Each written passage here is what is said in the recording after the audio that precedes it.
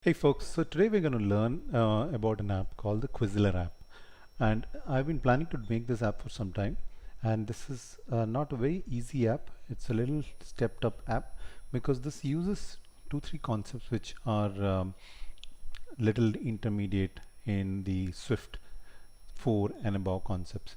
So first thing first, what it does is that it uses something called as MVC pattern. So all along we've been seeing that Swift Xcode creates a project for us, and it allocates various codes in various buckets. But in this particular project we are going to use the allocation as per our requirement, and we are going to allocate it based on where we want to put it, not basis Xcode. That's number one. Number two is the classes. So classes are something which are very important in coding, and as you might know that classes are basically blueprints which help you create an object. So you have an you can watch a lot of videos on classes, and fundamentally it means that it's sort of a blueprint. It tells you what is inside that, and based on what is inside that you can pick and choose and create your object from that. So those are classes in that sense. And the third thing of course is that we are going to use some third-party codes here to build our project, and those are useful for every project going forward. So without further ado, let's jump onto it. And when I build this project, I do want to give a shout out to the London App Brewery team, because I would be using some of the structures that they have used and build this app. So my idea is to sort of run you through the process of building an app, and in that process we both learn. All right, so this is the app we're talking about, and this app is the Quizlet app. So what it does is that it's got two buttons here, true and false, and it's got UI area where the questions are going to be displayed, and you as a user can choose true or false, and as the app progresses you'll get a progress report. So we are on the question number 1 of the total 13 questions, and this is what the score is going to be. So let's just run through the app very quickly. So Valentine's Day is banned in Saudi Arabia, and I think that's true. So I'm gonna say it's true, and I got a correct answer. A slug's blood is green, and that's true too. So I got a correct answer there. So you see the progress bar that's updated here with 3 out of 13, and the score is 2. So we are on the third question out of the 13, and the score is 2. Now let me go ahead and make some mistakes here. So let's say this question. So it says approximately 1/4 of human bones are in the feet, and this is true, but I'm going to say it's false. So it says wrong answer, and the progress bar has moved further, but the score hasn't moved forward further. And the next question is the total surface area of 2 human lungs is 70 square meters. So I'm going to say okay, true to it. And in West Virginia, USA, if you accidentally hit an animal with your car, you're free to take it home. Wow, that's great. I wish I was in West Virginia. I would be driving my car around and hitting all animals there.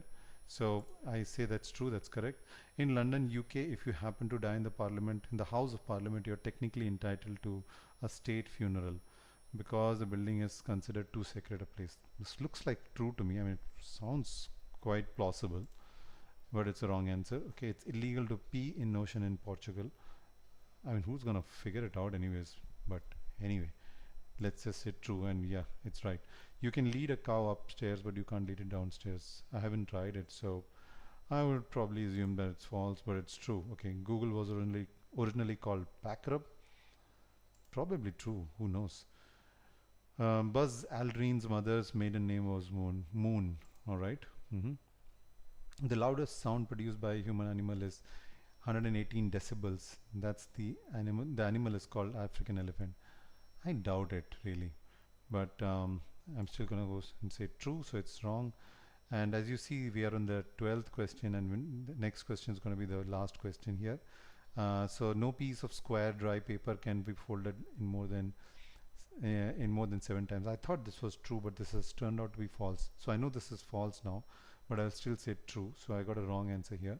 A chocolate affects dog's heart and nervous system. Even a few ounces are enough to kill a small dog, and I know this is true. So because I've got a dog, and I will say true, and this the the final score is 8, and I've got a restart button, so either I can close this app or I can restart. So if I click the restart button, it goes back and starts the app again. So this is the app we are going to build today. Okay, so let's just keep this app aside, and I will keep it aside here, and I will open my folder where I've kept the app. So this is the folder, and I'm going to use a very basic structure of the app which already exists. So it's there in my documents. Sorry, I think it's in my download. So this was the app which was originally there, and I made some changes to the app, and we will use the same app to start off. So what the structure contains currently are the basic questionnaires. So hang on a second, I'm going to stop something which is already running in my okay. So this is the basic questionnaire in your Xcode. So the app has loaded, and there is a questions area, there is a true and a false area, and the true and the false area are all connected via the button, the UI button, to your Swift code, and the question label is also connected there, and all these elements are connected. So this is the structure which you can use, because this is really dog work, putting all these images here and changing the color and all of that. So this has already been done, and again want to thank the London App Brewery for doing that. And I want to say that the purpose of this YouTube video is educational in nature, and and there is no proprietary right that I keep over this particular video. Anybody is free to use it. So alright, so with that said, let's now go into the supporting files. So what have we got here? We got the launch screen here. I'm going to close the document, and we have the view here, the main.storyboard. So as if you are a Xcode user, you would notice that this is slightly differently structured compared to the regular Xcode, because here we are using the model view controller methodology to build the app. So this is not the Swift, the Xcode language also uses model view controller, but they have a different format of using it. This is the plain basic format of using it between coders. So we have the main storyboard, which is here, and then we have the model file, which is empty, and this is where all our data is going to go. And we have the controller where the ViewController.Swift is there. And as you can see that this particular controller has the following outlets. It's got a question label, it's got a score label, it's got a progress bar, and it has got a progress label. And the function, the UI load function is the view load function is empty, and there is an IB action on the button pressed. So this IB action corresponds to the buttons which are there on the app, and you can see it here. So I'll just quickly show it to you by expanding this view.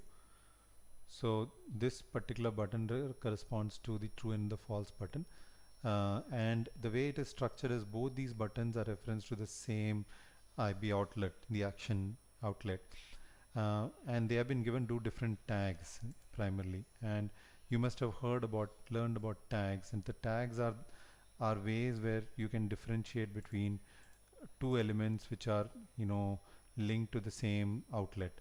So that's the way. So if you look at the tag here, this false has got the tag of 2 and true has got a tag of 1, and this is going to be important for us while we are building the app. Okay, so that's done here, and then we have got some update buttons here, like function update and next question and check answer. So all of this are going to be useful because these methods are going to be deployed in building this app.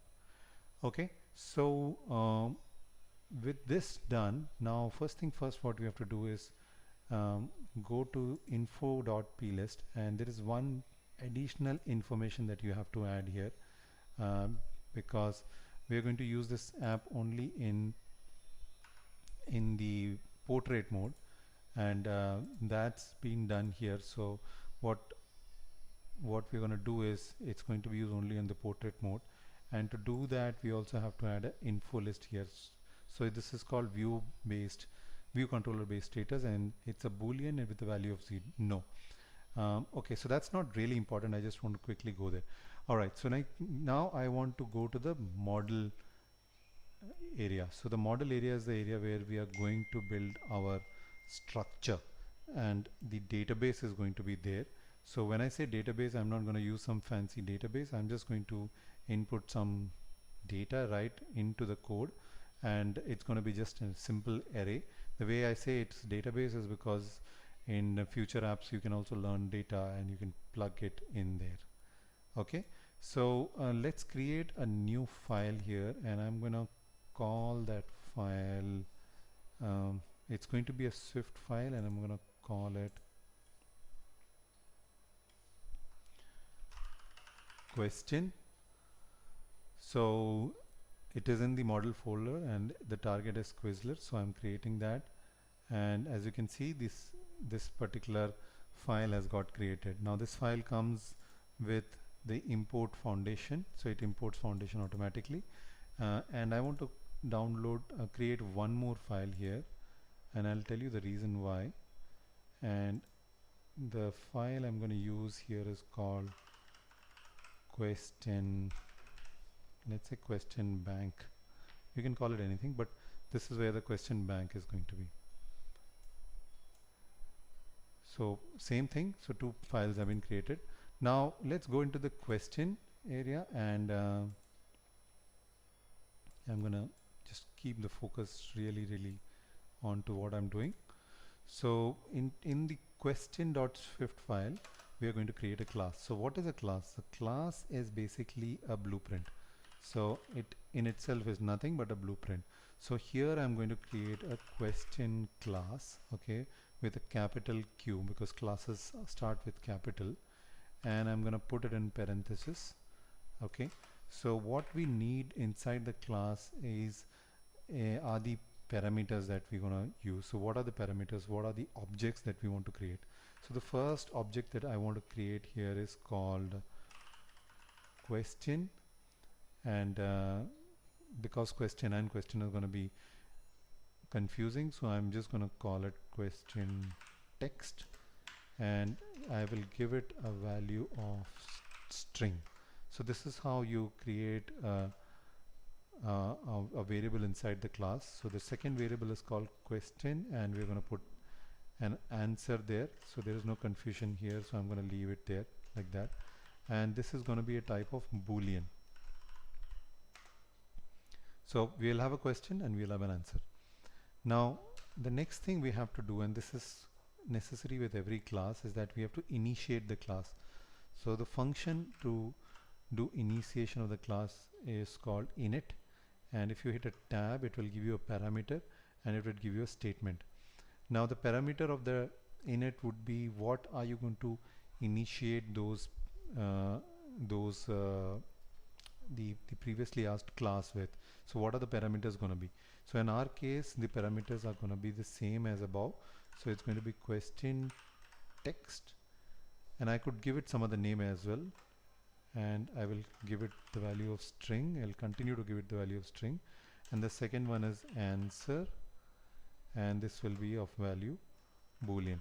So for those of you who haven't understood the concept of class, don't worry, it takes time for you to understand. The whole idea is just to memorize this part of the code, and then as you build on your classes you will understand this. So init, once you've done the init function, and now you write your code here where you connect the upper part of the code with the init. So I'm going to write I'm going to connect both these questions. So question text is equal to question text, okay, and answer is equal to answer. Now just to see this thing as a code itself looks quite odd when you say question text equals to question text and answer equals to answer, and right away Xcode is giving us a error. So this doesn't sound intuitive. Now I could have changed this particular thing and this particular answer by some additional number or value here, and this error would go, but I don't want to do that really. because it doesn't make sense creating thousands of variables and parameters. So what we can do is you can call it as self dot question. So self means the top part of it, and that is now reference to this part is now reference to this. So this is self and this is the next part, and likewise you can do it for self dot answer. Now this is it, and your class has been created. Now the reason I say this is because if you want to run this class, and I will give you an example, is let's say you have a variable called x, y and z, and you want to run this class. Once you're done with this, if you say I want to run it with a class, you say xyz instead of the normal variable where you'll call it, let's say, you know, xxx, and this will be a string obviously. Okay, so in a class we already know the structures that we want to put for that variable, and this is why classes are so useful, because it puts you into a structure. So you're inside a classroom, you're not on the playground, you're not playing around. So look at it as a school, and within the school you're in a class. So if you're in the physics class, you can only open physics books, you cannot open mathematics books. So it's something of that sort, right? So here if you say that you are in the question class, then and open a bracket, then automatically you will see that question class will only give you these two options. So it will give you a question text where you can type your text, and it will give you a boolean where you can say either it's false or true. So your variable is now constrained within the class. So this is why classes are used. These are not free flowing, so nobody can come and write anything within this variable. So the variable xyz now is linked to the class question, and the only thing within those are going to be those two parameters. So imagine that you're in a school and you're in maths class or in physics class. So you're in the physics class, you're inside the physics class now. So the only thing you can open within the physics class is a physics notebook. You cannot open a maths notebook, and that's the structure here. So if you're in the maths class, then we can assign a different sort of a variable there. So that's class. Okay, now let's connect this class to our database. So I keep using the word database, but this is not really the database, this is just an array, and we are going to use this array to pull our questions and put it into our ViewController.swift file. Okay, so I have to create a subclass here. Okay, so I'm going to create another class, and I'm going to call it perhaps question bank itself. Why not? Yeah, question bank. And as we did earlier, we will have to create this class here. And now for this particular class, what I will say is that the variable here, and I will call that variable as question bank again. Now this is a variable, so there is no problem with that, and I'll link that to my other question class which we created earlier.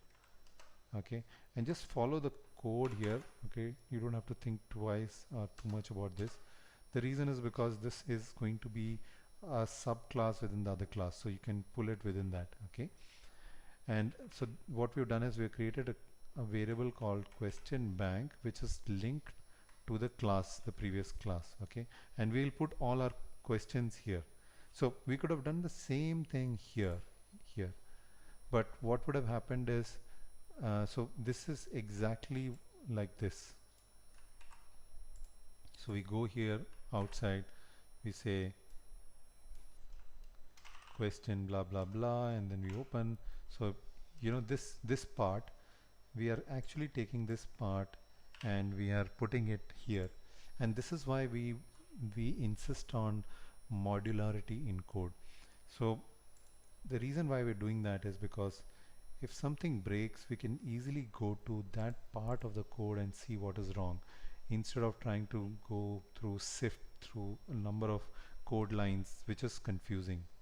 Okay, so again I'm going to initiate this class, and now I don't need any parameters because my parameters were already defined right? So I'm going to initiate this class, and what I will do is I will now use the variable question bank to put all my questions. So let me just give you an example of it. Okay, so the first question I'm going to put is, let's say, question bank is equal to, now I'm going to open the class question, and as we said, the question has come. So let's just type a test question, okay, and the answer is boolean. It doesn't matter really. What I want to show you is that is the working of this particular file. Okay, so I have opened this class and it says fix, because I was using a different so I have to put it in the braces, so that's fine. So now I have created the question bank. This is another, and now I'm creating a variable and I'm putting everything there in this particular question.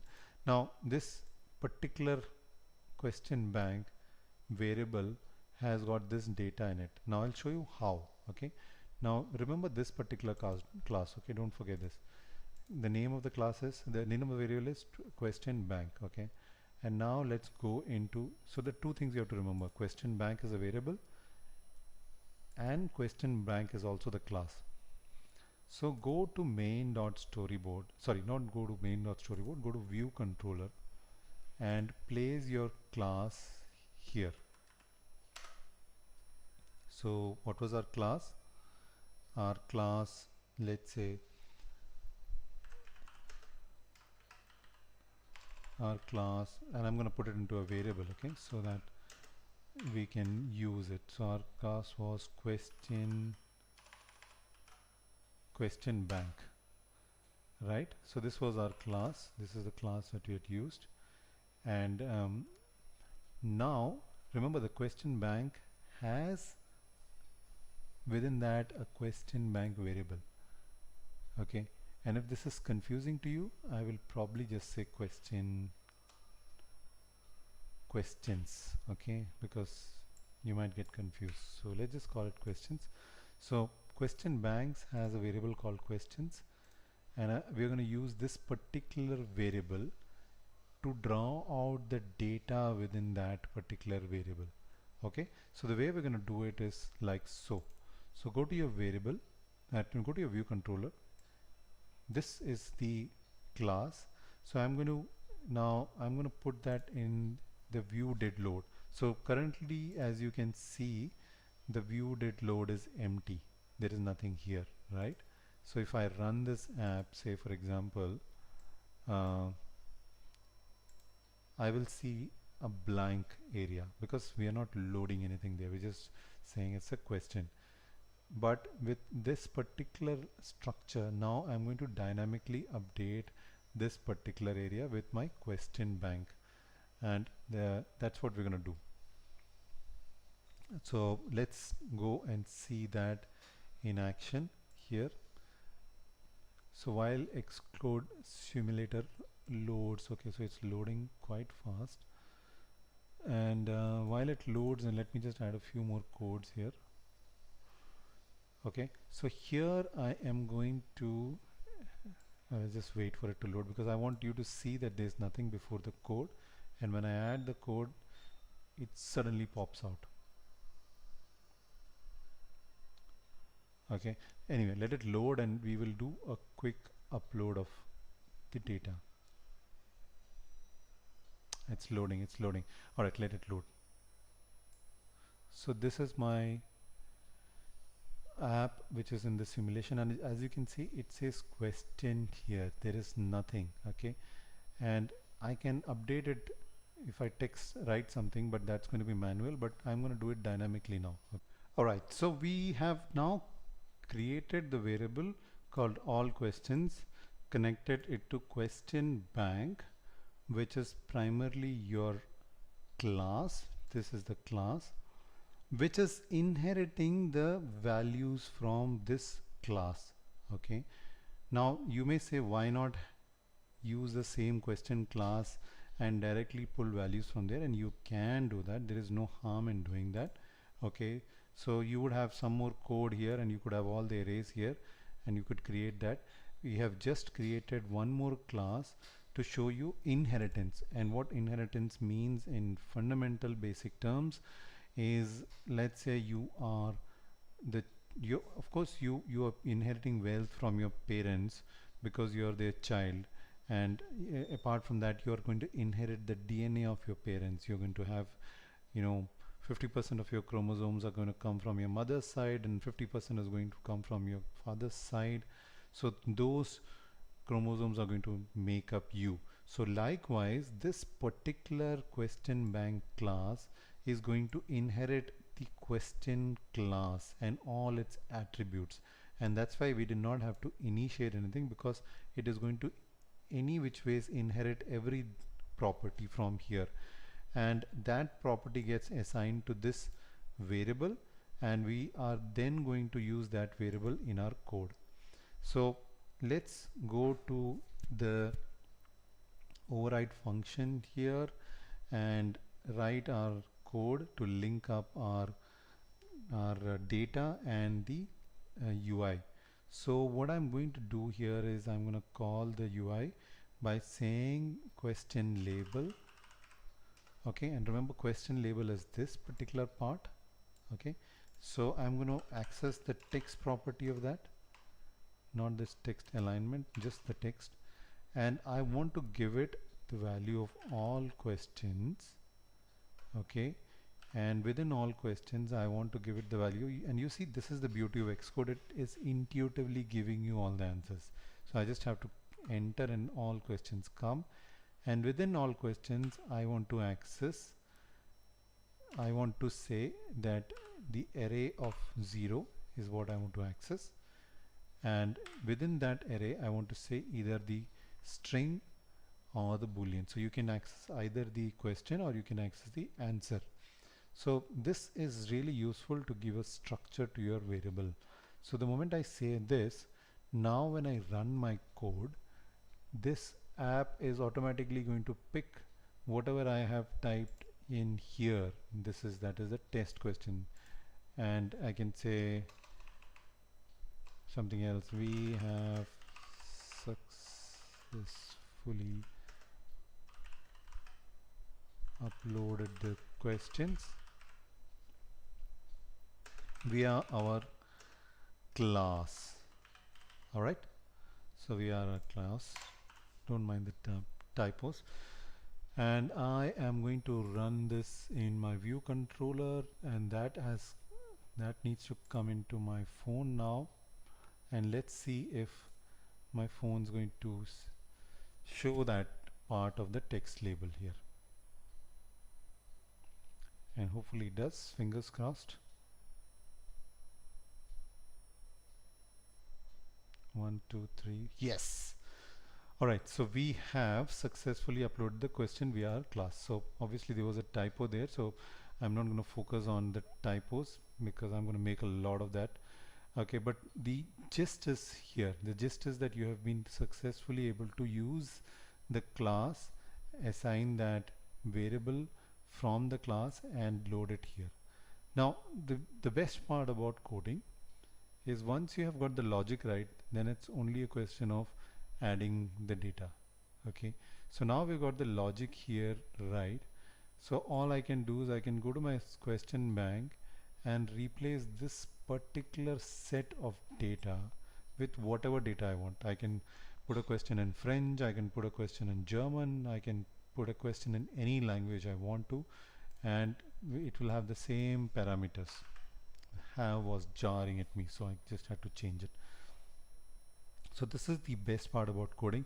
So let's just go and change the questions, and to do that I'm going to use a different set of questions, and I have copied that and I've put those questions in my Git repository. So here are the questions which I've put in the Git repository, and I'm calling it the world quiz, and why not, right?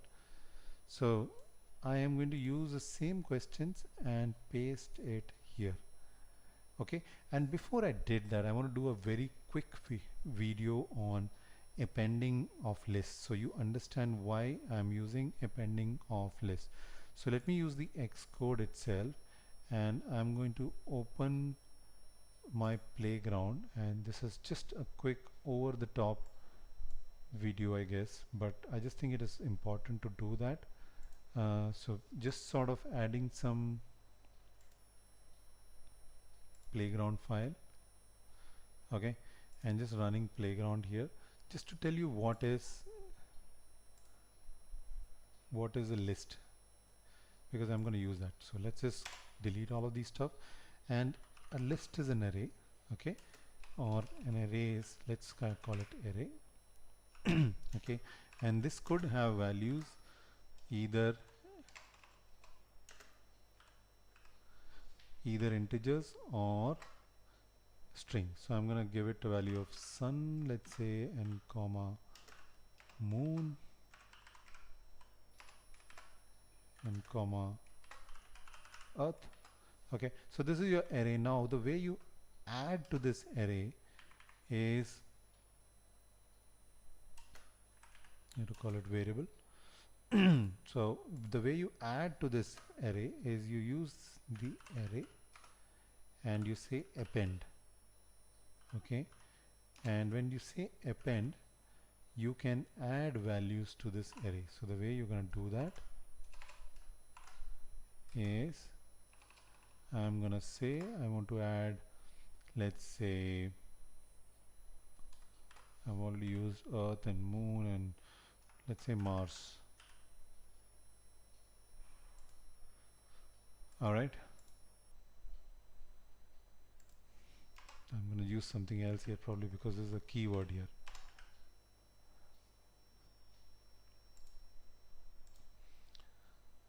So my playground is going to append, as you can see, sun, moon, earth and Mars. So it's going to take this value and add it to the end, and we are going to use the same concept in using our questions.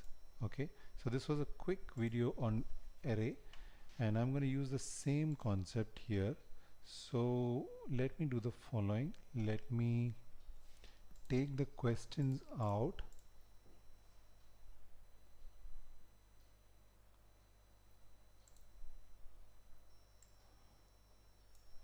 which have been created already, and place it here. Okay, and don't be alarmed by so much of data because these are just questions, nothing more to it, nothing more to it at all, just questions, plain questions. And you see all these red marks, and I'll get onto it.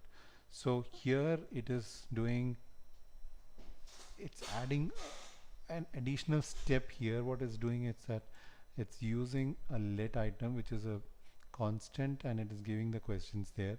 Now this is not important, and I will tell you why, because what it's doing is that it's using a variable, putting something into it, and then it's adding to this variable. So it's double tasking, but this is for simplification of ideas. But if you simply use this value and append your list here like so, it should do exactly the same task. So we are adding the questions here. Let me just add all of them, and the red buttons you see here is because the variable used here, list, is different from question. So I'm just going to change that very quickly.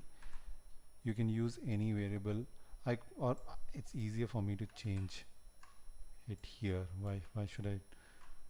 So I'm going to use it here. I'm going to say this is lists now. Okay, sorry, list. And I've got to change it here as well.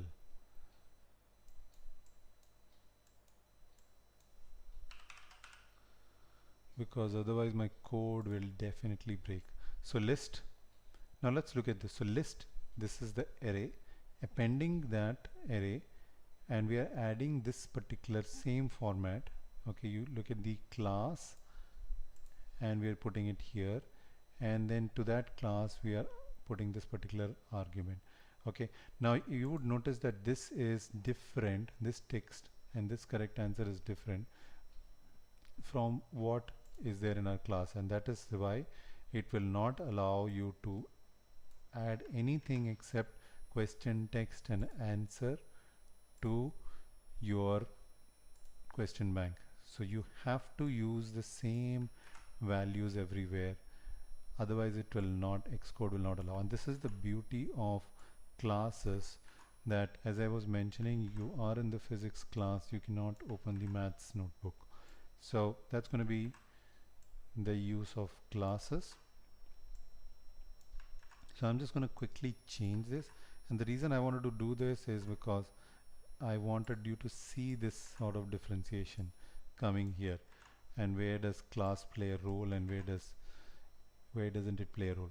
So again we have got some bunch of errors because again we don't have the object of answer as right. Okay, so we got to remove that as well here. So because this is called correct answer, and the argument that we had given in our original class was that this was going to be simply answer. Now Xcode is smart enough to tell you this, so it is going to say answer automatically if you so wish not to type it and do it. So Xcode helps you do that, and this is good because you don't have to face these issues during runtime. This sort of issues are resolved right away. So I'm going to fix all of these. So basically correct answer is going to be replaced by answer. Okay, so now we are done. All our questions are imported, and now we can use these questions to run our app here. Okay, so now if I run this particular app, you will see that my question has changed and I have a different question which has come into play. Okay, so let's just see what has happened now in our app.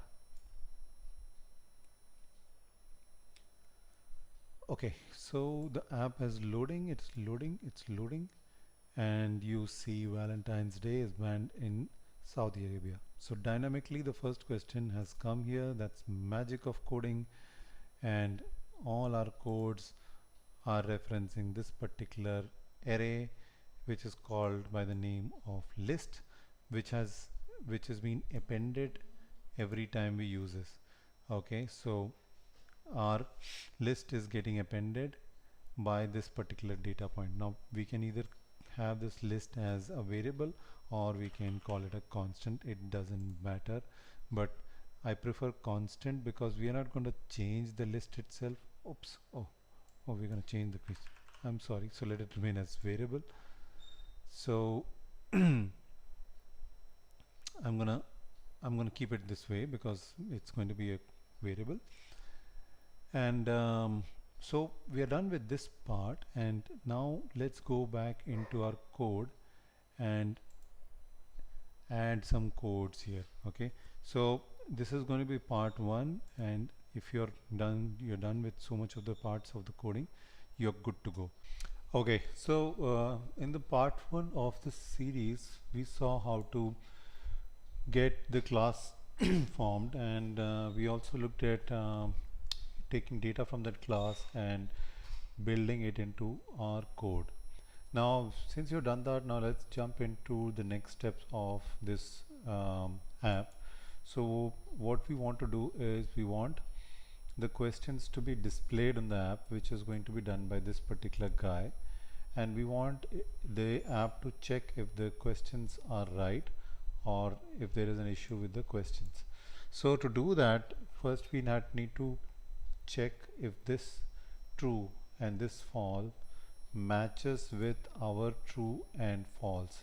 So the true and false that we have here, this true and this true should match, and if it matches, then this is the right answer. If it doesn't match, then it is a wrong answer. Now this true is attached to a tag of 1, and this false is attached to a tag of 2. So what we're going to use it in our code, we will make those changes so that when the answer is pressed by the sender, this one, then it should match with the tag.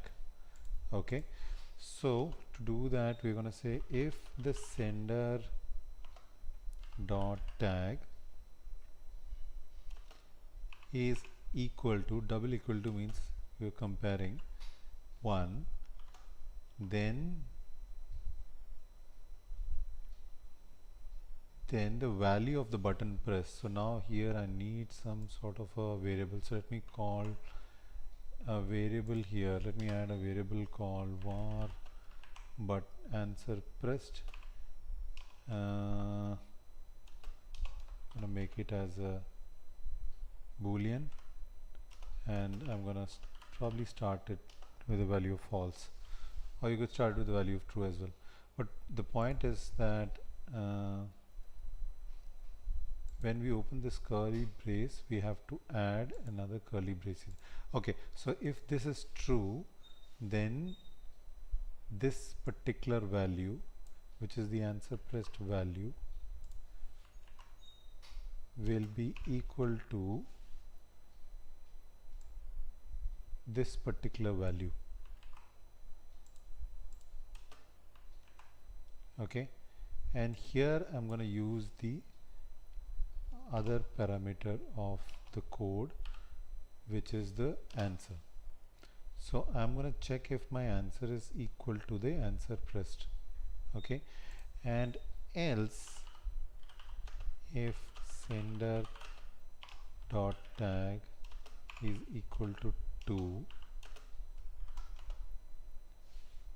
then in that case answer pressed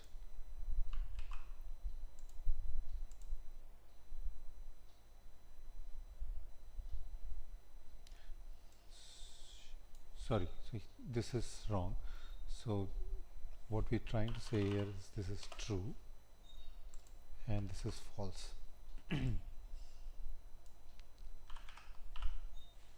So basically what we're trying to say here is that if the sender is pressing button 1, then the variable answer press becomes true, and if the sender presses button 2, the answer pressed becomes false. So now it false means false and true means true. So now we can use this particular boolean to compare it with our operator and see if the answer is right or wrong. So let's do that in this particular check function. So here we can do that. So here we're gonna say in the check function, if answer pressed is equal to, and now we can put this. So here I'm going to put, or let me just type it, it's much better, all questions dot list and the value of 0 and the answer boolean.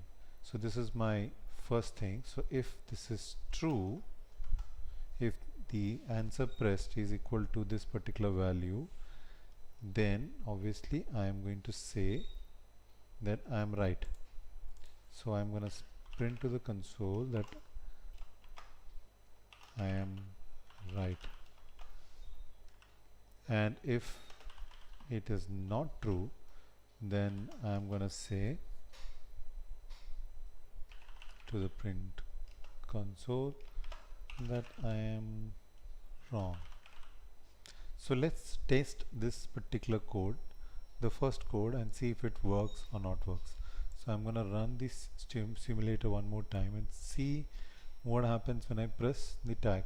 And if I'm right, then in the console I should get this particular I am right value. Okay, so let me press this,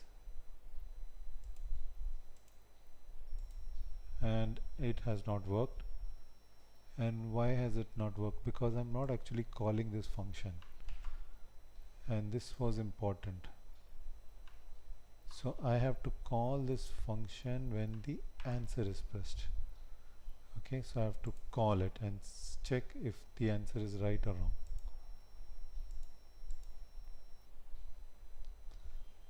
So I have to call that function now and see if it is working. So if I say true, now you can see that this particular piece of code is working, which means that my answer is now equal to whatever is the answer button pressed. And if I have pressed false, then this is wrong. So if I press true, this is right. If I press false, this is wrong. Now obviously it is only checking the first question, and we are just statically checking that particular UI, and we want to iterate through each and every question, and we want to iterate through each and every answer on every press button. So whenever the button is pressed, after checking the value, it should move to the next question.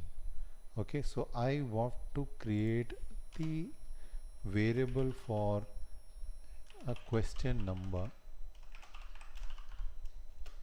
which I'll give it as 0, and this is going to be an integer, so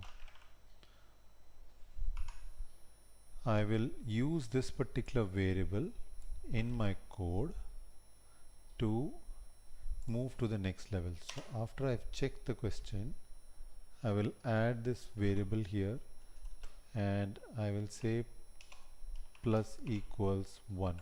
Now what it will do is, after this question is checked, it will move to the next question. Okay, so that's what this variable is going to do, and I am going to use this variable inside my list. So now this variable is going to change from 0, 1, 2, 3, 4, 5, 6, 7, 8, 9, 10, and here I'm going to change it with this. Okay, so I have added this particular variable now, which will increment the question by 1 and move to the next question. So let's just see how the code works now.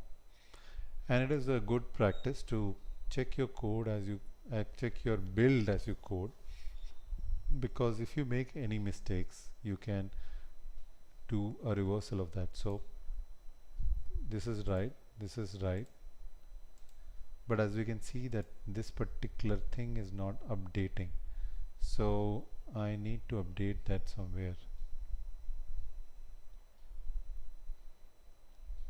So where do I update that? I update this particular UI after I have checked the answer. So I check it here. So I've added the question here, I check the answer, and I'm checking it again.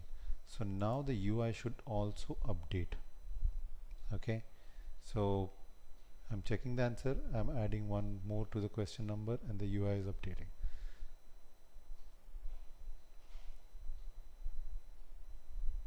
So let's just do it. So it's working now. It's working, it's working. And where the answer is wrong, it is saying it's not okay.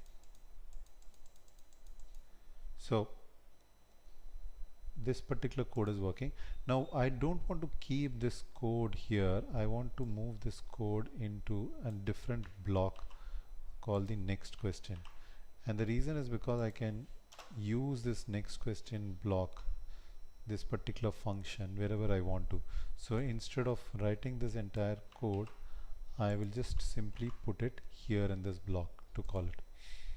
So check answer and the next question. Alright, so now I have done this, but as you realize that after the code ran for all the number of questions, it broke. So I need to put a limit to the number of questions, and obviously we know that we have 13 questions here in our bank, so we cannot have more than 13 answers. Okay, so 1, 2, 3, 4, 5, 6, so there are 13 one here. So I need to say, and if we start from 0 as the index value, then it becomes 12. So either I can say, so what I can do is I can say that if in my next question I can put a value saying that if the question number which is getting incremented is less than 12, then you run this particular type, this code. Okay, else you stop the program. So in programmatic parlance, that would be, I can say, just quiz is over.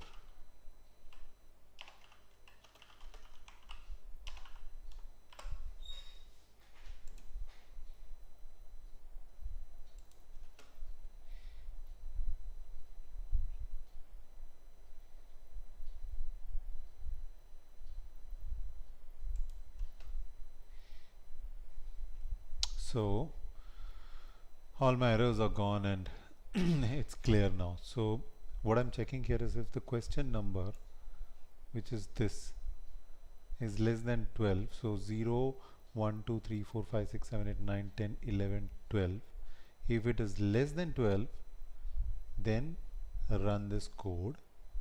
If it is more than 12, then run this code.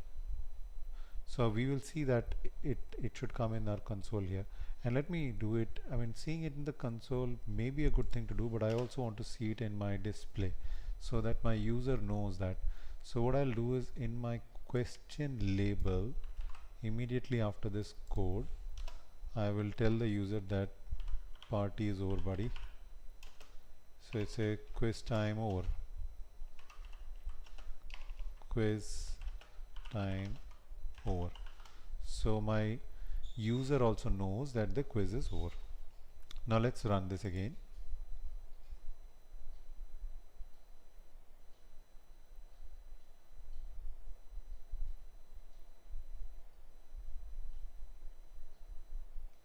Okay. So now when I click this, I'm right, or wrong, wherever it is. And my last question should be this one, and after this I should get a message saying that quiz time is over and party is over. So now if I click further, though the quiz is over, so it's not going to go forward, it's just going to stop here. Okay, now what should you do after the quiz is over? Now you can do one thing. You can go to you have to reset the quiz. So obviously I can make the quiz number as 0 so that the entire process is repeated if somebody wishes to do so. So I will do that part. So let's just see if it's going to load that part, and so it should reset the entire thing. So now when I click this, and when the quiz is over, it has to go back to this question. So now this is the second question, as you can see.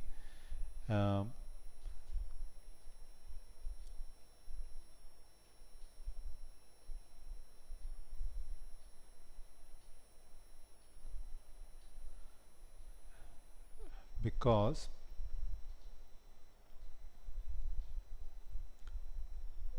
it's incrementing and going to the next question automatically. So what I can do is, if I have to go back to the first question, I can take this part of the code,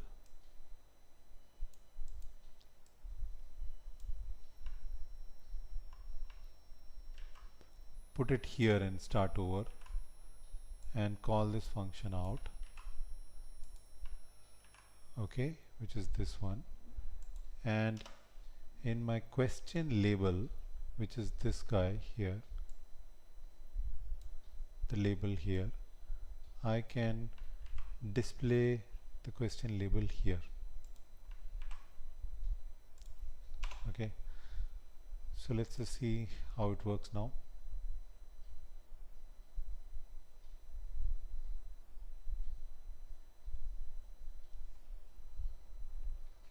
Alright, So this is coming up, I'm seeing the question here and I'm saying da da da da da, wrong right, wrong right, wrong right, and we actually saw that the question ended and it's gone to the next one. So what I'm going to do here is, after it ends, it has to go to the next one. So take this one, put it here. So this is one block, checking the question and check quiz is over. And once it's over, I am going to start over again. Sorry. I'm going to start over again here.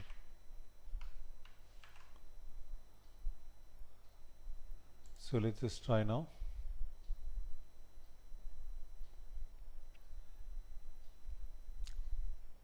Okay. So as you can see,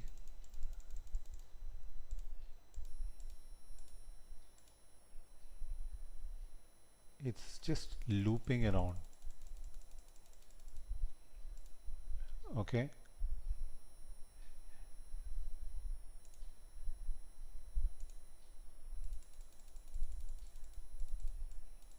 It's telling me the quiz is over here, but it is not telling me that it's over here in the label, because I'm starting over without giving it any time here. So actually it is telling me, but it's after it prints, it immediately goes to the next stage, so the user doesn't see anything.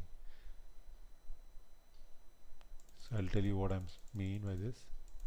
See, if I didn't have this particular start over function, this is the last message. But since I have this here, start over, there is no delay. It will print these and it will print this, and then it will start over, which will reset the question here and show me this one. So it's not stopping, it's just going and looping and standing. So that's standing here now. So that's what's happening, and we will fix this. The reason I'm showing this now is because the user experience can be good. And what we'll do is we will hide all the other label parameters, and we will reduce the speed of the next question. Okay, and so to do that, and before, so we're basically done with our quiz, because the questions are now running and we are able to see the questions and they are getting wrong and right answers, so we're able to get, so the logic part is pretty much done. So it will go on and on and on and on and on and on and on and on. It doesn't stop, it just goes.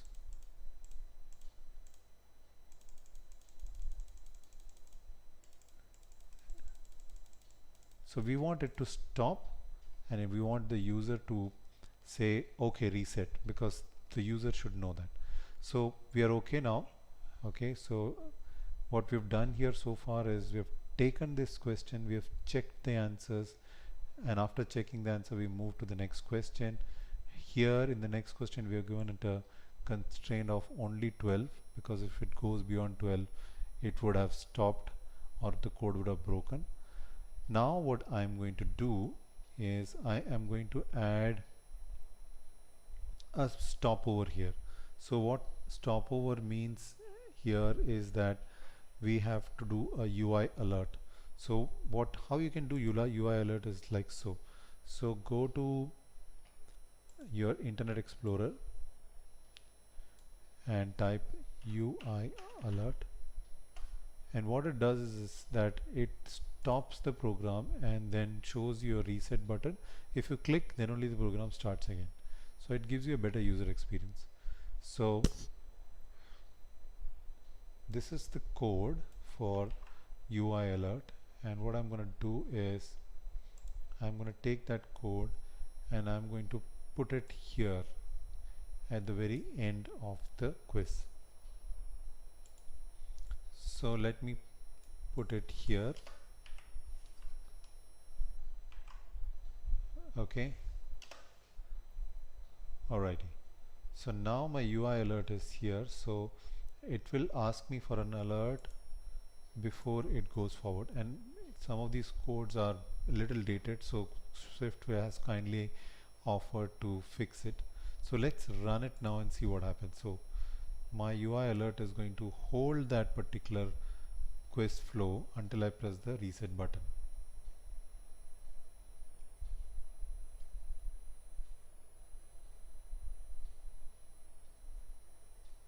So I press this, press this, press this, press this, press this. So here is my alert. Okay, this is an alert, it's saying, and if I click OK, then it will go to the next part. So now I can customize my alert so before the alert comes, I want to show the user some data. So my alert, instead of my alert, I can say quiz is over. So thanks for taking the quiz. To restart, press button below. And I'm going to take this part of it because I don't want anything apart from it.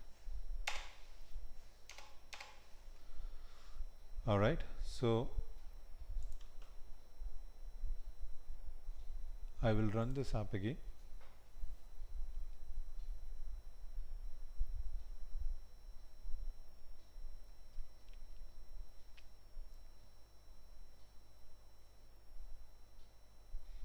So we go to the end of the question and it says thanks for taking the quiz, and restart, the button restarts, and then you say OK and it starts again. Now I can also move this button, the start over button, within my alert, and when I move it inside that, I have to use this self dot start over because that's the format. So now what happens is until I press the button, the next question itself will not start. So this particular function will not start before I press the button. Okay, so I will show you what I mean by that, because before we were seeing that the next question of the Valentine's Day question was already coming in before you could sort of press this button. So what I mean by that is if I click, this is what my UI screen now. So I get this quiz time is over, thanks for taking time, and restart button. All this is gone, and until I press this, nothing happens. When I press this, automatically goes to the next question. So the quiz is restarted. So this is a much better UI experience that you can find here. So I'm right now playing mostly with UI. We are done with the logic part. Now let's fix this two areas. So one is this progress and second is the score. Now the UI part, which is this part, so to update the score you have to give another variable called score, and I will call it as an integer, and we'll start off with 1. Okay, so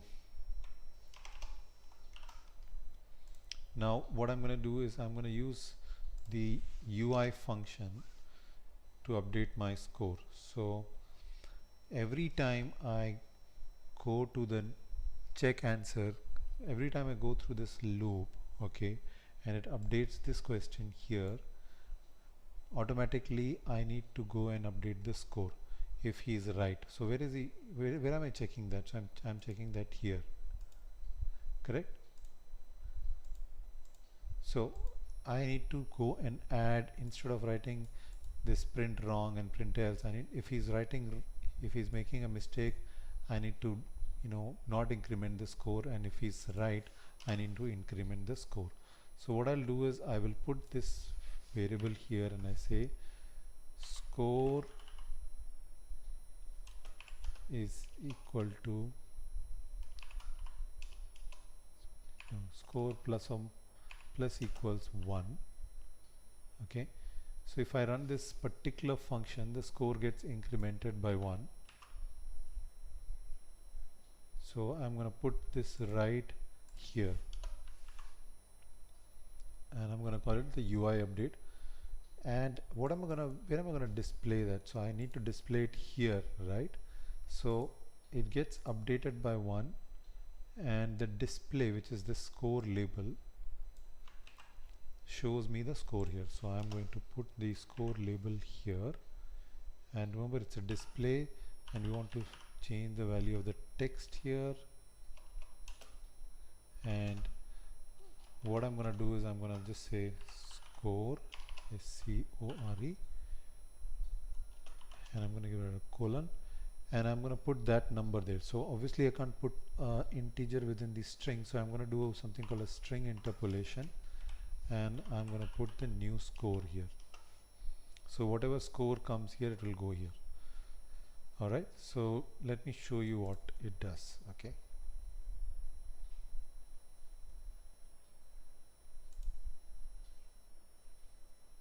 so once the build succeeds, I'll show you.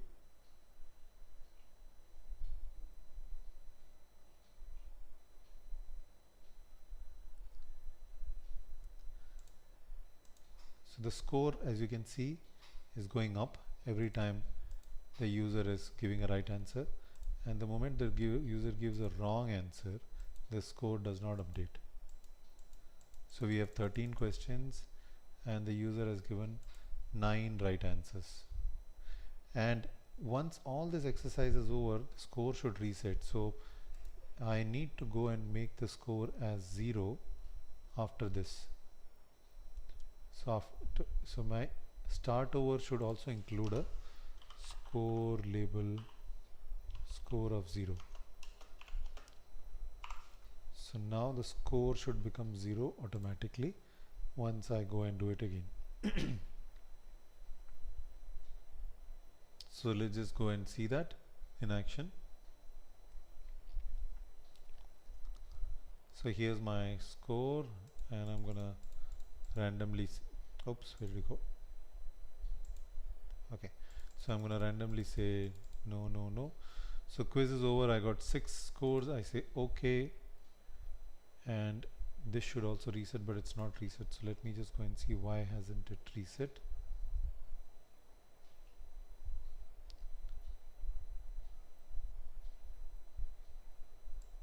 It hasn't reset because this label should be here as well.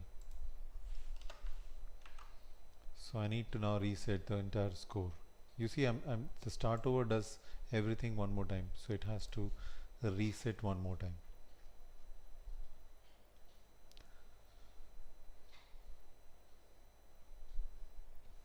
So as you code, you get to learn all of these things slowly but surely.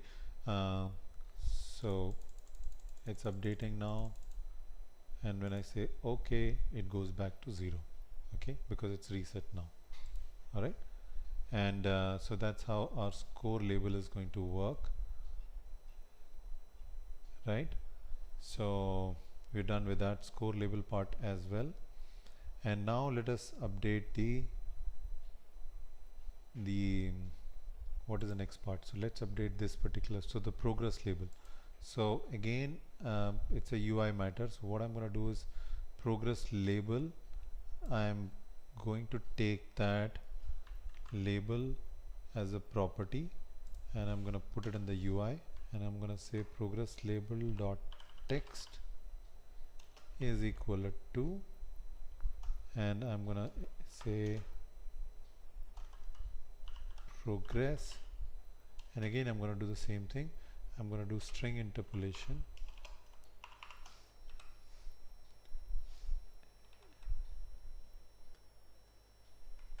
and here I'm going to put the score.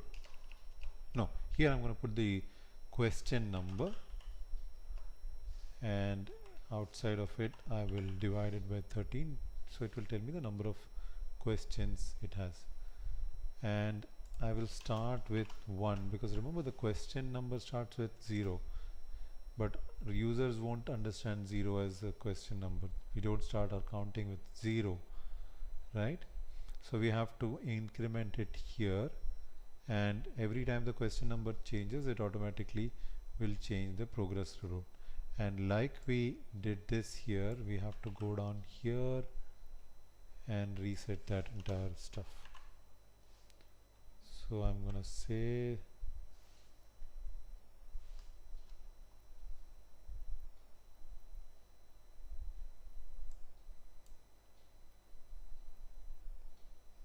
that question number goes to 0, and let's run it now.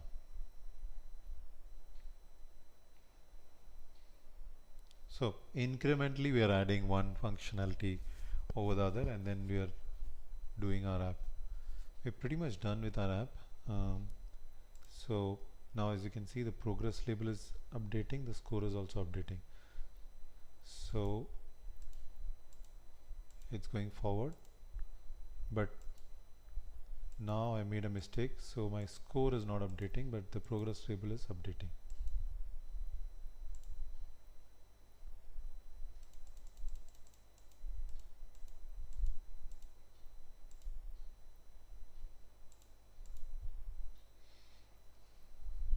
Okay.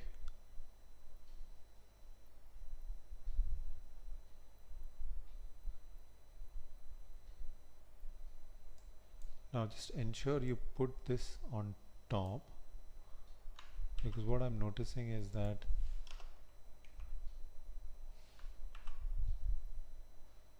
sometimes when the score is not updating, this guy is also not updating. So I just want to ensure that the progress label is on the top, because it has got nothing to do with score. Okay. So we are almost there. We are the final stage of our quiz app.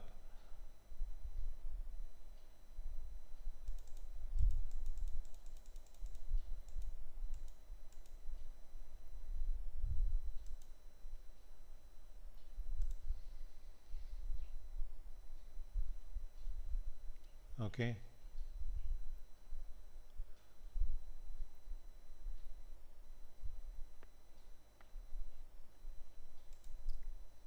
Okay, so what else is left is I think we're pretty much done. So one thing I wanted to just add here was the fact that I didn't want to see this UI when I'm closing the app. So as you can see, this UI, this particular score and the UI comes here. I don't want to see this, so at least I want this true and false to go away. I just want to see my progress and my score below, and that's over with it. So what I'm going to do is I'm going to make these two guys go blind when I reach here. Okay, so the way I'm going to do that is I have my UI here, so I will go to my Quizlet app and I'll go to my main storyboard, and I will add so right now if you see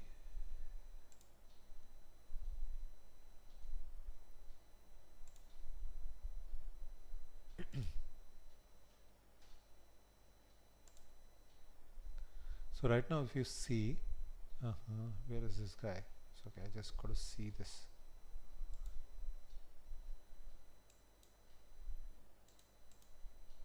Okay, now it's come. So right now you see that when you click on this particular IB action is a button, and what you can do is that you can make this answer pressed button as hidden, this particular function as this particular button as hidden by giving it a property. Okay, so let's see if we can do that. No, it's not. So the problem is that it's been given a function, so I need to create a UI, and then I will have to assign that UI to this button and then make it blank. So I'm going to assign that to a new outlet here, and I'm gonna call it buttons maybe, and it's just a UI. I'm gonna connect it here, and what I'm gonna do is I'm gonna use this guy here and connect it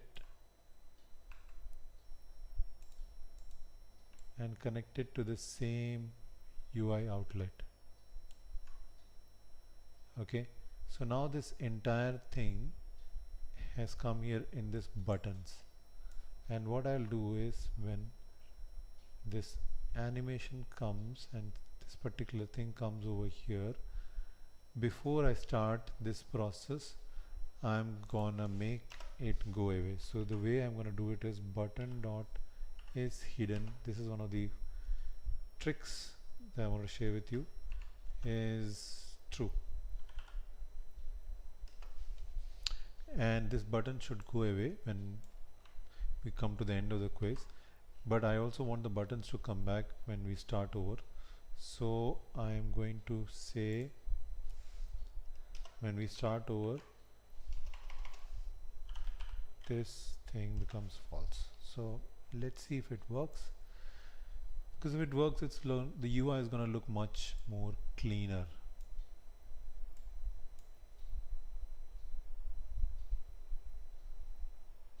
And you can do the same thing with score and everything, but I just want the score to remain because I want to see the score at the end of my app, end of my quiz.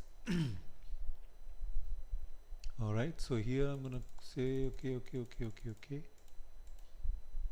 So you see that the button is gone from here, and I say okay, and the buttons come back. Got it? So this looks much cleaner and better than the other option where you have the button there as well. So this is what I wanted to do with the button, and I'm going to go back to my code again. So we're pretty much done, I think, but what I would like to do is one last thing, and this is to do with just to give the user a better experience of the fact that he's saying it's right or wrong here. So what I'm going to do here is I'm going to use something called as progress HUD, and progress HUD is a header file which we are going to use here, which will show an animation here after every question, so that the user knows that the question he answered was right or wrong, because right now only we can see it, okay, though the score is updated, but I want the user to see it. So what I'm going to do is I'll go to the net and I will type progress HUD, and the GitHub typically has, you know, some options here. So I will choose the options here and see if somebody has created progress HUD copy, okay, and I can then copy that into my code. So a lot of third-party programmers create these kinds of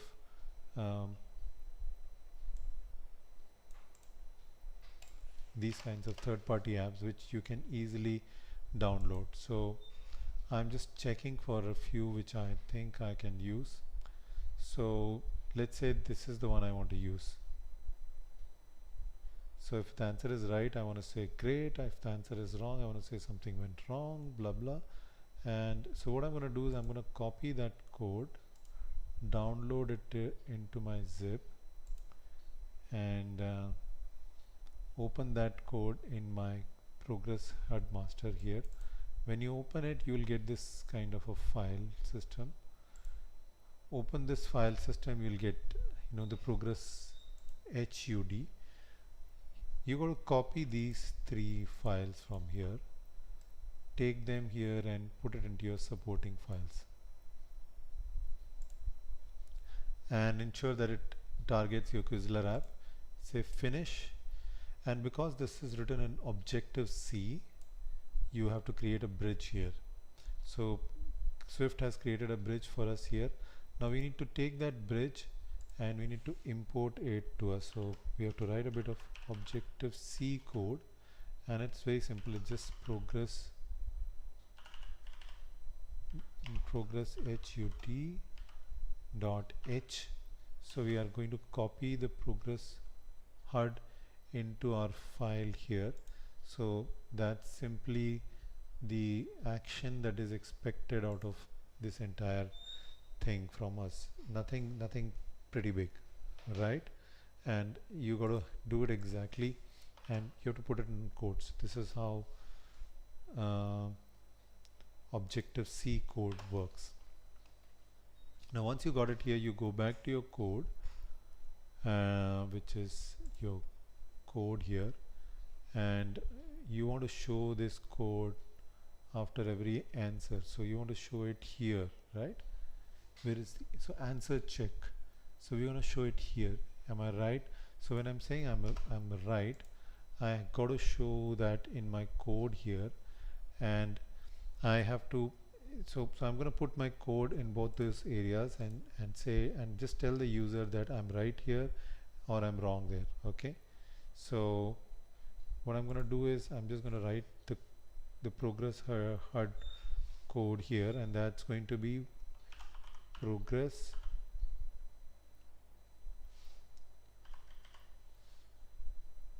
HUD.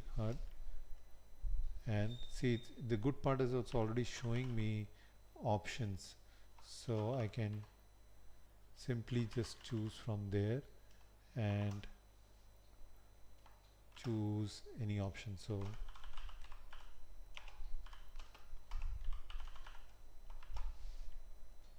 if the answer is correct, I want the progress HUD guy to show me this message, and if the answer is incorrect, okay, I want progress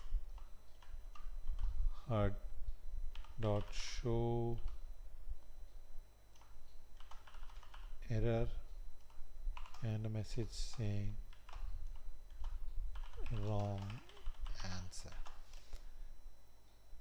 Now this code is not necessarily important for you to use because it doesn't really make any difference if you use this code or not use this code, but I'm simply using this to just show you how it all sort of works out. Okay, so you simply just use this code in case you want to show some UI, and if it doesn't work, then it doesn't work. I mean, big deal. What can you do, right? So just ensure that your bridging file here, this is done in the right manner. Okay, so if there is any mistake here in this file, if you do a typo or anything here, then it won't show the right messaging here. Alright, so let's now try that out and run our app and see what happens. This is the final app, hopefully.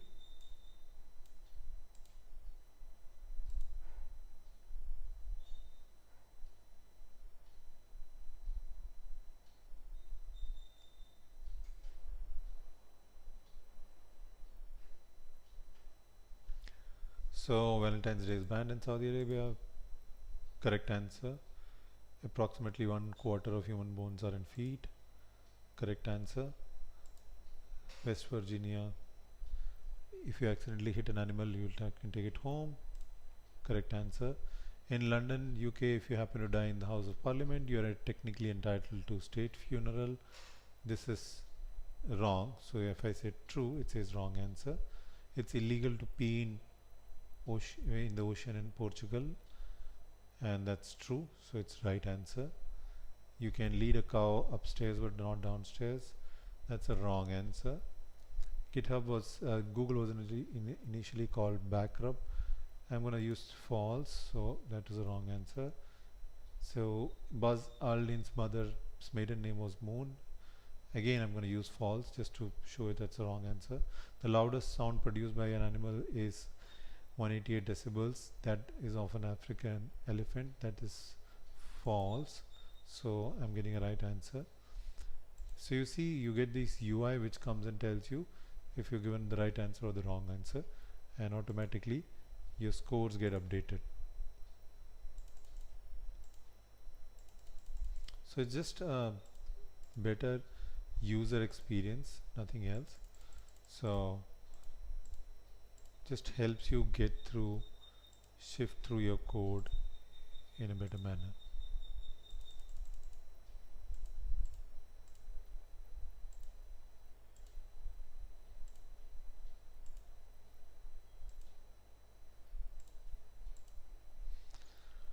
So that was the Quizlet app that we use. Now I can also tell you one more thing, that the good part about using such a modular code format is that if I want to change anything in this code, I can change it. So my code, because it's sitting in different buckets, my question database is sitting here. Now if I want to change this question database, I can simply go ahead and copy paste a completely new questionnaire and put it here, in the same format, of course, which is, it needs to have a question and it needs to have an answer in a true or false format, and everything else will work. So it is not dependent on how I sort of manage this part. So this part is independent of the rest of the code. So this is why MVC really helps out in terms of code building. So that was our app. Let's go through it one more time, one last time. We really had a good time learning this code, so let's just enjoy the process. Okay, 1 2 3, and let's just say if you can give correct answers to all of them. So let me just give answers correct to all of them. Okay, so I give a wrong answer. Okay, I want to give one more right answer. Okay, and we are done. So that was our app, and I hope you like this entire process. I'm gonna make similar apps as well in the future, so let's see you in the next one. All right, bye.